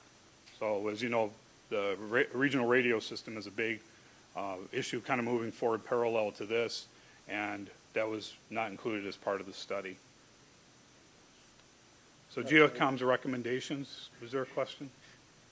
Yes, Yeah, I had a question. In addition to the pieces that the benefits that we get that may not have been captured in those models, when you talk about the presentation that occurred at Sound Cities, you know, I got the sense from that meeting that there was also, and unfortunately I don't have the details in front of me, but there were other pieces financially. What it really came across is not only did they want to do a consolidation of the PSAPs, but the King County was really looking for some creative financing ways that would really actually hit funding beyond just the PSAPs. And I'm sorry I went looking for my notes, I couldn't find them. But there was the outcome from that meeting was really that in a lot of ways the ongoing financial crunch at the county would have ramifications on funding for emergency services there. And do you have any of that information with you, or do you know what I'm referring to? That meeting, we all came away from that meeting feeling sort of dire about King County's funding assumptions towards emergency services. Well, I don't know about outside of this portion of it, the PSAP portion. There's been a lot of discussion about the cost of Next Generation 911. One of the points, as the committee understood, was we don't know what those costs are. No one said what those costs are going to be. They're just saying they're going to be, expect significant cost in Next Generation 911. King County is actually about as far out ahead of Next Generation 911 as any region in the country. And it's kind of a moving target. We know where some of this technology is going, but we don't know where it's going to end up. And we don't know the opportunities that there are with sharing of technology, whether it's cloud solutions or things like that. So that's what I've heard from their discussions on a positive note, other than they're afraid they're going to run out of money. Thank you. So this is just a repeat of the other primary, or the optimum model. This was an alternate B as part of the report for a different consolidation configuration, which would be Issaquah, Bothell, and Redmond form their own PSAP. And King County and NORCOM merge, Seattle PD and Fire merge, again, UW and Port of Seattle remain, WSP become a secondary PSAP, and again, Enumclaw merge. One of the things about the Issaquah and Redmond Bothell proposal was the first draft said that the estimated cost for us to build our own PSAP was $2.5 million. And we said that was ridiculous. Maybe move the decimal point one and we could do that. But $2.5 million might cover just some land if we're trying to find a place to do this. So once we raised this issue, they just basically removed the dollar figure out and said, well, you guys can figure it out.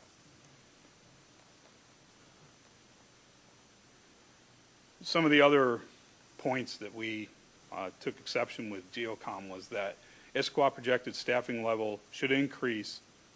I guess this meant immediately or soon from our 9 dispatchers to 17. And I don't know where we would put them and what they would do with that many people, but they recommended we have that many sooner now. And vice versa, they recommended Norcom reduce their staffing numbers, that they were overstaffed. So in the optimum model, the estimated cost saving was $2.9 million for call taker salary costs alone. That is call taker salary only. That is no other cost involved in this, but this is GeoCom's estimate for potential savings. So it does not factor in all the other associated costs. One of the comments they made about our facility was that it was small and aging. And I thought that was really strange considering we've got a relatively new facility that's built to excessively high earthquake standards and was built to be a 911 center. So that was the intended purpose of it. So I guess they're all aging. Yes, sir. That $3 million worth of savings, is that to the county as a whole? In other words, you take into account King County government and municipal governments around. Is that savings in aggregate, or is that savings to King County? That's everything combined. If we went with the optimum model, what they calculated from staff savings for just call receivers was that figure. But again, we'd have, for instance, we would have our retained cost and staffing that we would have to fund. So how would that work if we're getting approximately $170,000 a year from the county, and we have value associated with having a PSAP here that we think is substantially more than that. I mean, they've talked about it at previous budget meetings, but how would that work? If Issaquah's PSAP went away, I'm assuming that we pay, if we're getting 170 from the county, are we getting any other operational revenues for running the PSAP beyond that 170? The 50 of the escrow and 120 for the IT position? There's the support of the equipment that they upgrade or change, so that they do supply that. We do not pay for that. And we also have our contract with Snoqualmie, right, which is additional revenue for our operation. But the lion's share of the cost we carry. Correct. Right? So how would that work if we were part of a consolidation?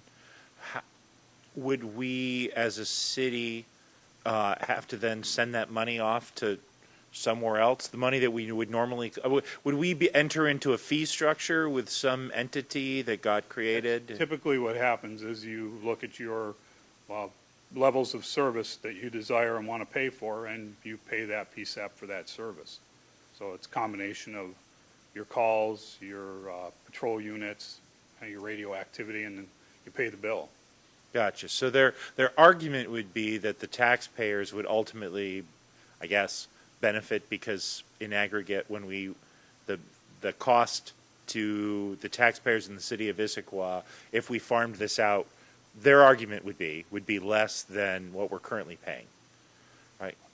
That's an argument, but when you look at what we would have to maintain on our own, our lost revenue and the cost of paying for this service, it could very likely cost us more. Well, that's where I was going with that. I'm just trying to understand their argument. When you say that there's $3 million worth of benefit, right? But then it doesn't take into account, I believe the argument for the benefit that the citizens of Issaquah receive from having this PSAP here is on the order, isn't it $700,000 or $800,000 we figured when you put it all together? So it's hard to believe that our portion of $3 million, if that's a countywide benefit of $3 million, to the 2.1 million residents of King County, it's hard to believe that our portion of that $3 million for the 31,000 residents of the city of Issaquah would be outbalanced to the many hundreds of thousands of dollars of benefit that we would lose by having to close that PSAP. So that's why I wanted to understand their argument for the benefit, because when I look at it from the point of view of the residents of Issaquah, it seems like a minuscule amount compared to what we would lose by having our PSAP closed. But thank you.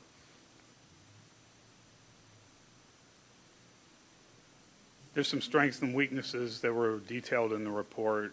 I'll just go over a couple of those briefly. Currently, all the PSAPs are content and satisfied with their service. Administrative and political support for the current system is there.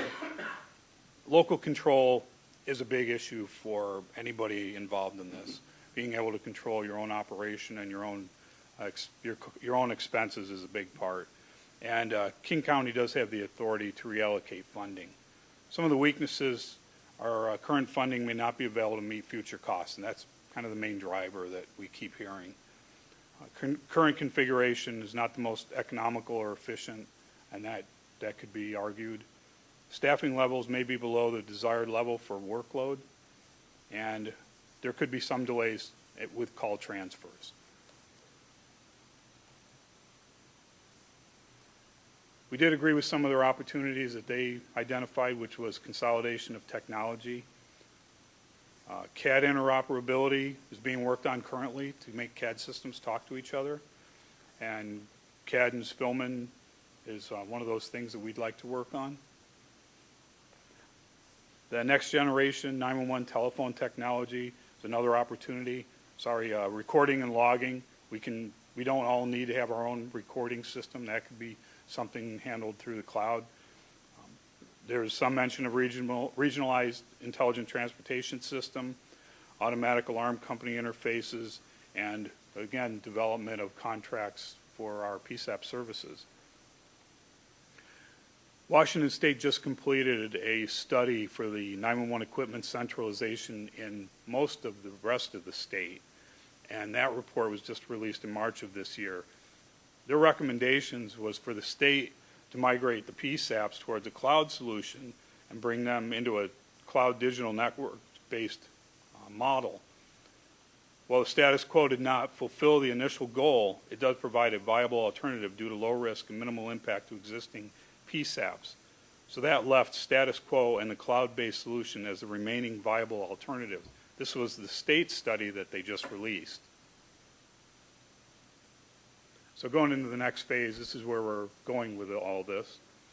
King County is going to hire a facilitator to lead the Future Configuration Recommendation Committee.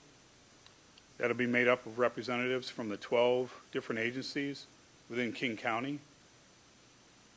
The existing steering committee will be the new technical committee and representatives from police, fire, medical.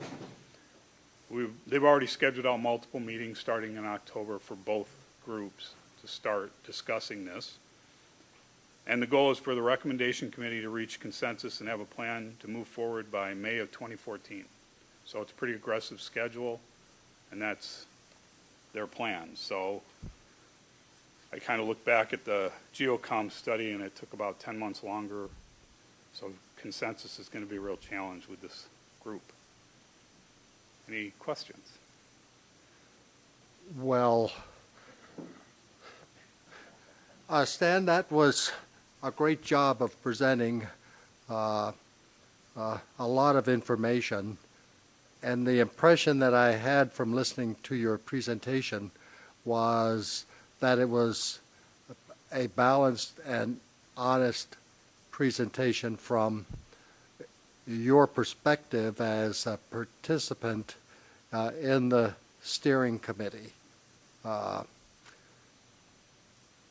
know that Joe has a question or a comment that he wants to make. Go ahead, Joe. I have a question. It seems to me if this is a study that has to do with dispatch centers, it would evaluate more than just the phone lines coming in. So, and I guess my question is the study better than it sounds from your presentation? More thorough than it sounds from your presentation?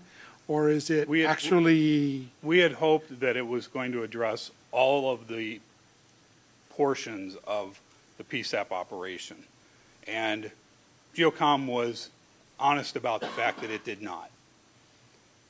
having gone through the NORCOM study years ago, I sat through those meetings. The difference I took away from both of those was when we came away from NORCOM, we knew where we stood. We looked at what it was going to cost, operationally, what was it going to do, what were our retained costs, and we really went away from there making a decision based on facts, so we could say yay or nay. That we need to still do here. So hopefully that's what this next committee will do, is take all these portions, everything from the labor issues to the financial pieces, and spell it all out for everyone so we know where this is going to go for us.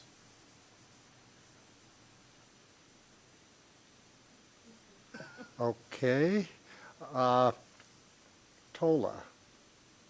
So math is fun. I decided to take that $3 million and figure out what our per capita fraction of that is, and it's $44,000 a year, which is certainly not a tiny sum of money, but is very small compared to what we believe the benefit is out of having a PSAP. You know, I guess for me, the issue is different municipalities get to decide on the level of service that they want, right?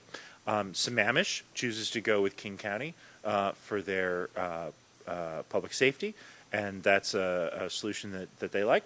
And we choose to have our own local police department, and we think that's a choice that works for us. And, you know, many people think that the actions of the shooter from September of 2 years ago spoke to the benefit of having local PSAP and local police department. And I don't fault the county for wanting to say, is there an efficiency to be gained from having some consolidation? And it's reasonable to ask if Issaquah is in any way conveying those costs to the rest of the King County voters. But to me, you have to be able to say at some point that municipalities are able to determine the level of public safety that they want and need. And I hope in this PSAP process that at the end of the day, if there are fair costs to ask of Issaquah to maintain a PSAP, that's reasonable. But that in the pursuit of some sort of grand number that hypothetically countywide would benefit, that we don't trample on the ability of municipalities such as Issaquah and Redmond to come up with their own solutions on PSAP. So,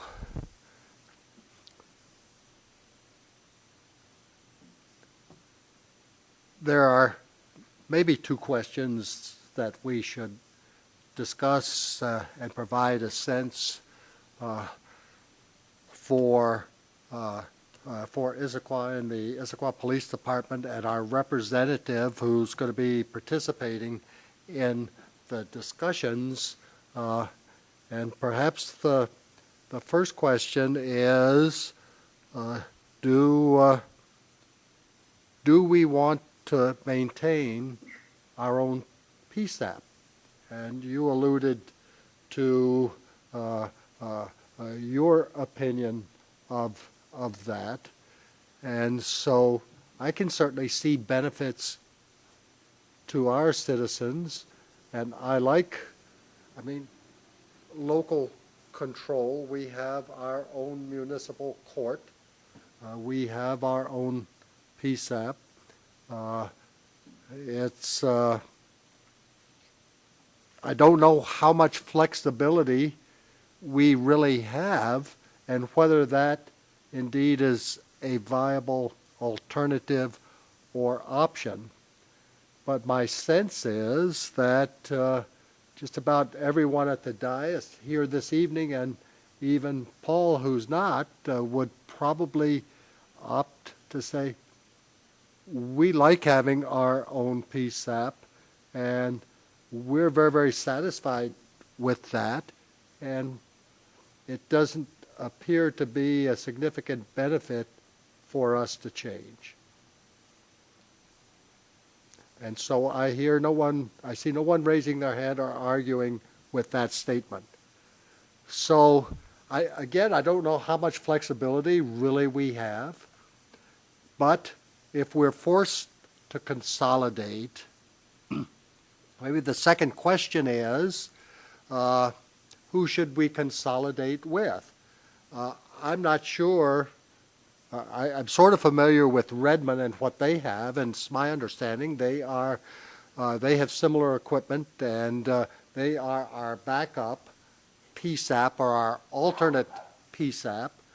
You know, what is our sense of, if forced to consolidate, who should we do that? And I see our Chief of Police moving to the microphone. Paul, good evening. Good evening. Thank you. I don't think we're at that question yet, for a couple reasons. Okay. One, Stan has done a great job getting us to where we are today of the study, and I think he was very objective in looking at both sides, because there are some important issues that we all have to look at objectively. But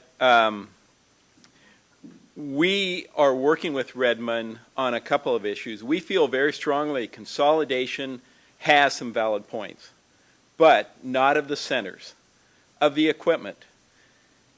And I'll use, for example, we have a Viper, which is the, Stan explained it on the screen. Mm-hmm. It's our piece of technology that right now all of our 911 calls come through, that video, and it's able to do that, when text messaging. We have that unit setting in our center. That unit by itself will run the complete east side. But all 12 of the centers have that same unit.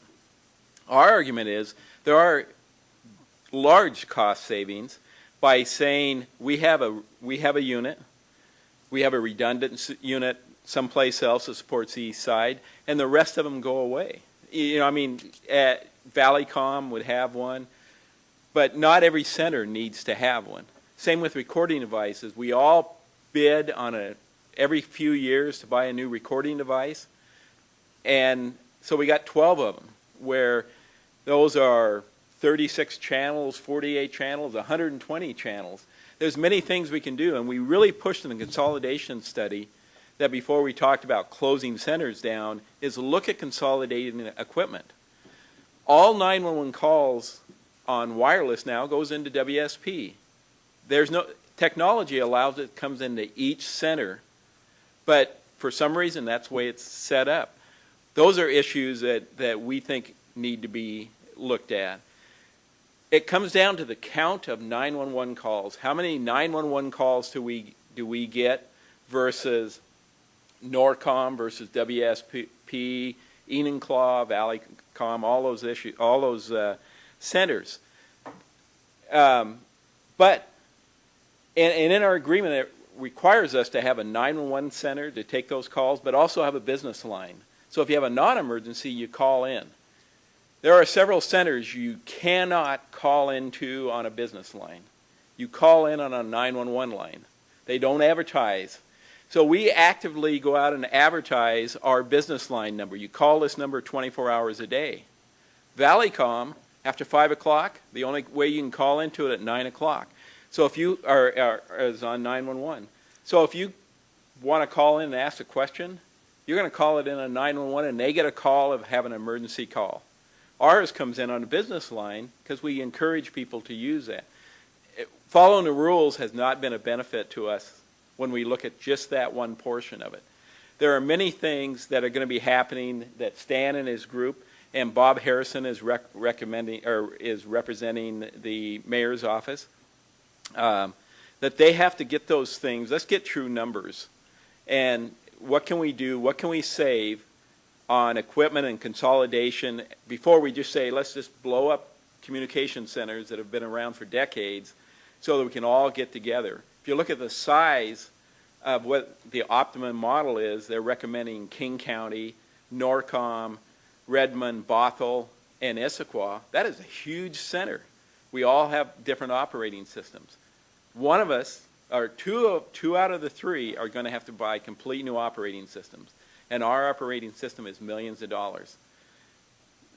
If we just become a IBR, the Issaquah, Bothell, Redmond, that's not $1 million. That's several $1 million.